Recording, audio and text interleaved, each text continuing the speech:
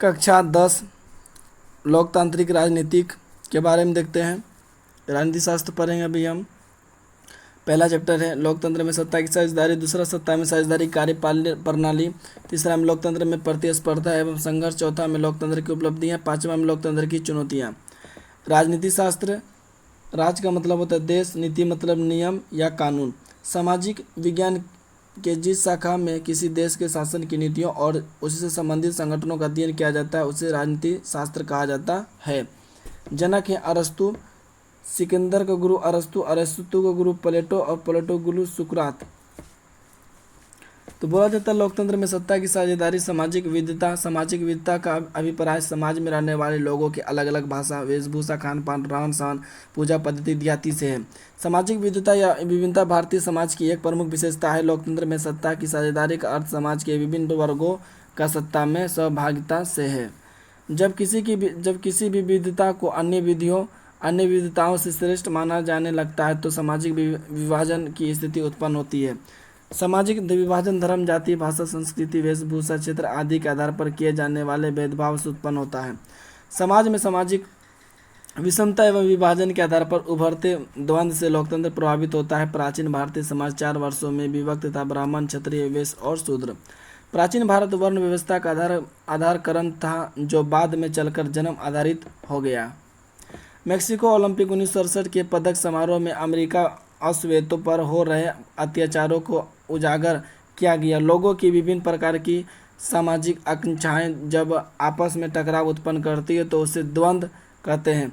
हमारे संविधान का अनुच्छेद 19 में देश के सभी नागरिकों को स्वतंत्रता का मूल अधिकार दिया गया है। भारतीय संविधान के अनुच्छेद 15 के तहत धर्म, वंश, जाति या जन्म स्थान के आधार पर किसी भी प्रकार के भेदभाव को रोका गया है। जब जाति, धर्म, रंग, भाषा आदि पर आधारित मानव समूह को उचित पहचान एवं सत्ता में साझेदारी नहीं मिलती है तो उनके असंतोष एवं टकराव से सामाजिक विभाजन, राजनीतिक अस्थिरता, सांस्कृतिक टकराव एवं आर्थिक गतिरोध उत्पन्न होते हैं। सत्ता में साझेदारी की कार्यप्रणाली, पहला चैप्टर खत्म। चैप्टर 2 सत्ता में साझेदारी की कार्यप्रणाली। लोकतंत्र सत्ता विभाजन के मूल सिद्धांत पर आधारित होती है। लोकतंत्र में जनता सारी शक्तियों का स्रोत एवं उपयोग करने वाली होती है। सत्ता में साझेदारी के माध्यम से ही जनता सरकार को अपनी सहमति या असहमति प्रदान करती। जनता की यह भूमिका सरकार को उत्तरदायी बनाती है। चुनाव लड़ना, वोट देना, विभिन्न संस्थाओं एवं संगठनों के माध्यम से अपने हित में निर्णय लेने के लिए सत्ता को बाध्य करना, सरकार के कार्यों की आलोचना करना आदि सत्ता में साझेदारी के उदाहरण है। गठबंधन की सरकार या गठबंधन की राजनीति सत्ता में साझेदारी का प्रत्यक्ष उदाहरण है। लोकतंत्र में सत्ता के साझेदार राजनीतिक दल, दबाव समूह, हित समूह, जातिगत समूह, भाषाई समूह, धार्मिक समूह, क्षेत्रीय समूह आदि हैं। लोकतांत्रिक देशों में संवैधानिक प्रावधानों के द्वारा सत्ता में साझेदारी की कार्यप्रणाली को सुनिश्चित किया जाता है। सत्ता में साझेदारी सरकार के विभिन्न अंग तथा विधायिका, कार्यपालिका एवं न्यायपालिका के माध्यम से होता है जो गति एवं अवरोधक के सिद्धांत पर आधारित है। संघीय व्यवस्था सत्ता में साझेदारी का एक प्रबल उपक्रम है। केंद्र सरकार, राज्य सरकार एवं स्थानीय स्वशासन के माध्यम से विविधता एवं विभिन्नताओं को पहचान कर उन्हें मान्यता प्रदान करती है। 73वां एवं 74वां संवैधानिक संशोधन पंचायती राज संस्थाओं एवं नगरीय स्वशासन की संस्थाओं को संवैधानिक मान्यता प्रदान करता है। बलवंत राय मेहता समिति ने पंचायत व्यवस्था के लिए त्रिस्तरीय ढांचा का सुझाव दिया: ग्राम पंचायत ग्राम स्तर, पंचायत समिति प्रखंड स्तर, जिला परिषद जिला स्तर। नगरों के स्थानीय स्वशासन के लिए निम्न 3 प्रकार की संस्थाएं हैं: नगर पंचायत, दूसरा नगर परिषद, तीसरा नगर निगम।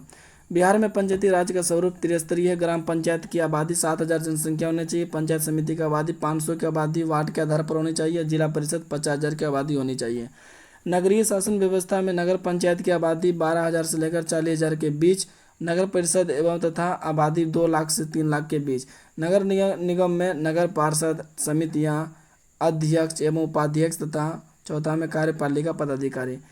निगम परिषद सशक्त स्थानीय समिति, परामर्शदात्री समितियां, नगर आयुक्त होता है।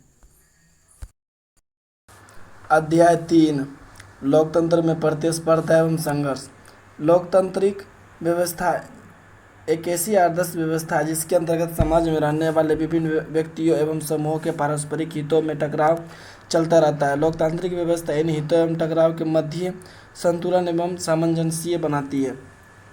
लोकतंत्र में प्रतिस्पर्धा एवं संघर्ष की स्थिति लोकतंत्र को मजबूत बनाती है। प्रतिस्पर्धा एवं जनसंघर्ष को राजनीतिक संगठन, राजनीतिक दबाव, दल दबाव समूह या आंदोलनकारी समूह मजबूत आधार प्रदान करते हैं। भारतीय लोकतांत्रिक व्यवस्था में जन संघर्षों का सकारात्मक इतिहास रहा है, जिसने भारतीय लोकतंत्र को मजबूती प्रदान किया है। ये जनसंघर्ष हैं बिहार का छात्र आंदोलन, चिपको आंदोलन, दलित पैंथर्स, पर्यावरण संरक्षण आंदोलन, सूचना का अधिकार आदि। 12 जून 1975 को इलाहाबाद उच्च न्यायालय ने एक ऐतिहासिक निर्णय देकर प्रधानमंत्री श्रीमती इंदिरा गांधी के निर्वाचन को असंवैधानिक करार दिया। 25 जून 1975 को इंदिरा गांधी सरकार के द्वारा देश में राष्ट्रीय आपातकाल की घोषणा की गई थी। बिहार का छात्र आंदोलन जयप्रकाश नारायण के नेतृत्व में चलाया गया। 1974 सन 1977 में जनता पार्टी की सरकार बनी और इंदिरा गांधी के नेतृत्व वाली कांग्रेस की सरकार को हटाना पड़ा। जनसंघर्ष एवं आंदोलन के कई प्रकार हैं। राजनीतिक, सुधारवादी एवं सामाजिक आंदोलन। 1972 में महाराष्ट्र में दलित युवकों के द्वारा दलित पैंथर चिपको आंदोलन, सुंदरलाल बहुगुणा एवं महिलाओं के द्वारा उत्तराखंड में तारी विरोधी आंदोलन, आंध्र प्रदेश के नेल्लोर जिले में तथा सूचना का अधिकार आंदोलन राजस्थान के भीम तहसील में प्रारंभ हुआ था। गरीबी हटाओ का नारा 1971 के आम चुनाव में इंदिरा गांधी लोकतांत्रिक व्यवस्था में व्यक्तियों को स्वतंत्रता, समानता, न्याय के नेतृत्व में कांग्रेस पार्टी के द्वारा दिया गया था। 1960 के दशक में पंजाब, पश्चिमी उत्तर प्रदेश एवं हरियाणा के क्षेत्रों में हरित भारतीय किसान यूनियन के प्रमुख थे महेंद्र सिंह टिकैत। राष्ट्रीय दल भारतीय राष्ट्रीय Congress, NIC, Bharatiya Janata Party, BJP, Bharatiya Communist Party, CPI, Bharatiya Communist Party, Marx, CPIM, Bahujan Samajwadi Party, BSP, Trinamool Congress, TMC, Rashtravadi Congress Party, NCP। राज्य स्तरीय पार्टियां जनता दल जदयू, लोकतंत्र शक्ति पार्टी, LJP, राष्ट्रीय Janata Dal RJD, Samajwadi party SP, Jharkhand Mukti Morcha JMM, Shiv Sena, Biju Janata Dal DMK, आप हम आदि। अध्याय 4 लोकतंत्र की उपलब्धियां। लोकतांत्रिक देशों में निर्णय या फैसले किसी व्यक्ति विशेष द्वारा नहीं बल्कि सामूहिक सहमति के आधार पर लिए जाते हैं। लोकतंत्र की एक प्रमुख विशेषता सामाजिक विषमता एवं विविधताओं के बीच आपसी समझदारी एवं सामंजस्य का निर्माण करना है। लोकतंत्र में उत्तरदायी एवं वैध शासन व्यवस्था को देखा जा सकता है। जनता के चुनाव में भाग लेने एवं चुनी हुई सरकार द्वारा जन आकांक्षाओं की पूर्ति कर लोकतंत्र को उत्तरदायी एवं वैध शासन व्यवस्था का स्वरूप प्रदान किया जाता है। लोकतंत्र जन सहभागिता पर निर्भर करती है। इसमें अंतिम सत्ता जनता के ही हाथों में होती है। लोकतंत्र 2 प्रकार के हैं, प्रत्यक्ष लोकतंत्र एवं अप्रत्यक्ष लोकतंत्र। आज विश्व के अधिकांश देशों में अप्रत्यक्ष लोकतांत्रिक व्यवस्था स्थापित है, जिसमें जनप्रतिनिधियों के द्वारा शासन संचालन होता है। भारतीय लोकतंत्र अप्रत्यक्ष लोकतंत्र का उदाहरण है। इसे प्रतिनिधियात्मक लोकतंत्र भी कहा जाता है। आज विश्व के करीब 100 से ज़्यादा देशों में लोकतांत्रिक सरकारें विद्यमान हैं। लोकतांत्रिक व्यवस्था में व्यक्तियों को स्वतंत्रता, समानता, न्याय, गरिमा और समान अवसर एवं मूल अधिकार काफ़ी सुलभ रूप में प्राप्त होते हैं। लोकतंत्र की सफलता न्यायपालिका एवं प्रेस की स्वतंत्रता पर टिकी होती है। लोकतंत्र में निष्पक्ष एवं नियमित चुनाव का प्रावधान होता है। भारत में भी नियमित चुनाव हरेक 5 वर्षों पर होता है।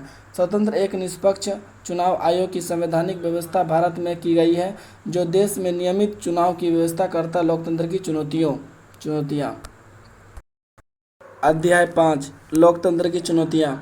भारतीय लोकतंत्र प्रतिनिधियात्मक लोकतंत्र है। इसमें शासन का संचालन जनप्रतिनिधियों के द्वारा किया जाता है। भारतीय लोकतांत्रिक सरकार के 3 अंग हैं, कार्यपालिका, विधायिका तथा न्यायपालिका। ये तीनों अंग गति अवरोधक के सिद्धांत पर कार्य करते हैं। भारतीय लोकतंत्र की प्रमुख चुनौतियां हैं आतंकवाद, अलगाववाद, नक्सली गतिविधि, आर्थिक अपराध, अशिक्षा, जातिगत भेदभाव, लिंग भेद, बाल मजदूरी, गरीबी आदि। भारतीय लोकतंत्र में विगत दशक से गठबंधन की सरकार के प्रचलन बढ़ा है, जिसमें प्रशासन पर सरकार की पकड़ ढीली हो जाती है। अमेरिकी संविधान के निर्माताओं में से एक अलेक्जेंडर हैमिल्टन ने कहा था कि कार्यपालिका में ऊर्जा होनी चाहिए तो विधायिका में दूरदर्शिता, जबकि न्यायपालिका में सत्य की प्रतिनिष्ठा और संयम होनी चाहिए। सरकार की जरूरतों को पूरा करने के लिए धन की जरूरत होती है, जिसे लोगों से वसूला जाता है। इसे कर कहते हैं। कर 2 प्रकार के होते हैं, प्रत्यक्ष कर एवं अप्रत्यक्ष कर। आयकर, व्यय कर, निगम कर, संपत्ति कर आदि प्रत्यक्ष कर हैं। वही बिक्री कर, उत्पाद शुल्क एवं सीमा शुल्क आदि अप्रत्यक्ष कर के उदाहरण है। पड़ोसी देश नेपाल में अब राजतंत्र की जगह लोकतांत्रिक व्यवस्था स्थापित हो चुकी है। विश्व में लोकतांत्रिक शासन व्यवस्था सर्वप्रथम भारत के लिए 6वीं गणतंत्र से प्रारंभ हुआ है।